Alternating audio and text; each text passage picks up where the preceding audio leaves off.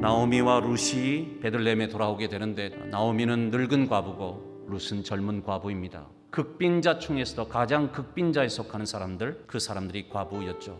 10년 만에 돌아왔지만 이 고향 땅에서 살아갈 수 있는 경제적인 기반이 거의 없습니다. 먹고 살아갈 땅도 없습니다. 그래도 무슨 일이든지 해서 살기 위해서 남의 밭에 가서 이삭을 줍는 일을 하게 되는데, 그 룻이 거기에서 은혜를 경험한 얘기를 여러분과 함께 나누려고 합니다. 오늘 이 본문 속에 가장 많이 나오는 단어가 은혜라고 하는 단어이기 때문에 그렇습니다. 은혜는 누구로부터 입는 것이냐? 여호와께로부터, 하나님께로부터 입는 것이 은혜다. 이것이 은혜의 가장 근본적인 쓰임새예요. 그런데 우리가 성경을 오늘 살펴봤지만 룻이 여호와께 은혜를 입었다 이런 표현은 하나도 등장하지 않습니다. 대신 우리가 눈여겨볼 만한 단어가 두 가지 나옵니다. 우연히 보아스의 밭에 이르렀다고 성경은 말합니다. 룻이 밭에 가서 이삭을 줍고 있는데 바로 그때 마침 보아스가 있었다고요. 그래서 보아스와 룻이 만나게 됩니다. 우연히, 마침.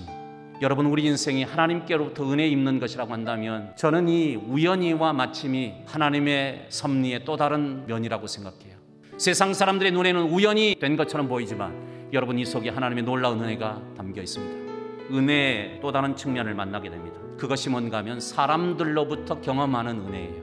사실 오늘 본문을 읽어보면 룻이 여호와께로부터 은혜를 입었다 이런 표현은 나오지 않습니다. 대신 사람에게 은혜를 입었다는 얘기를 많이 하고 있어요. 룻이 보아스에게 은혜를 입었고 누군가에게 너에게 은혜 베풀기를 원한다 그렇게 말하고 있고, 그가 너에게 은혜 베풀기를 원한다, 사람이 굉장히 많이 등장하고 있습니다.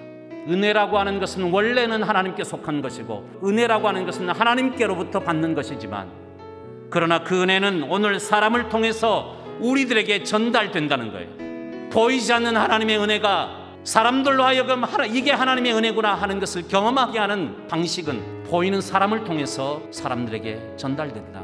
그러니 너는 어느 누군가의 하나님의 보이지 않는 은혜를 사람들에게 전달해주는 은혜의 통로가 되어라, 축복의 통로가 되어라, 이 말씀을 저와 여러분에게 해주고 있는 것이에요.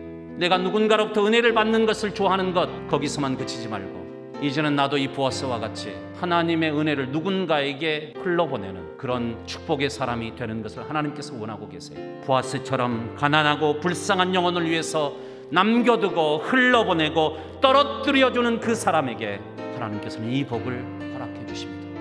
하나님은 이런 사람을 반드시 기억할 겁니다. 하나님은 이런 가정을 눈여겨보실 겁니다. 하나님은 이런 교회를 눈여겨보실 겁니다. 하나님은 이런 시대와 상관없이, 사람들의 가치관과 상관없이 이 모든 것들을 뛰어넘는 하나님의 말씀으로 생각하고 살아가는 그 사회를 눈여겨보실 겁니다. 그런 나라를, 그런 민족을 하나님께서 눈여겨보실 겁니다. 그리고 그 모든 것에 복을 부어주실 것입니다. 우리 모두가 하나님의 은혜를 흘러보낼 수 있는 축복의 사람들이 되기를 간절히 축복합니다.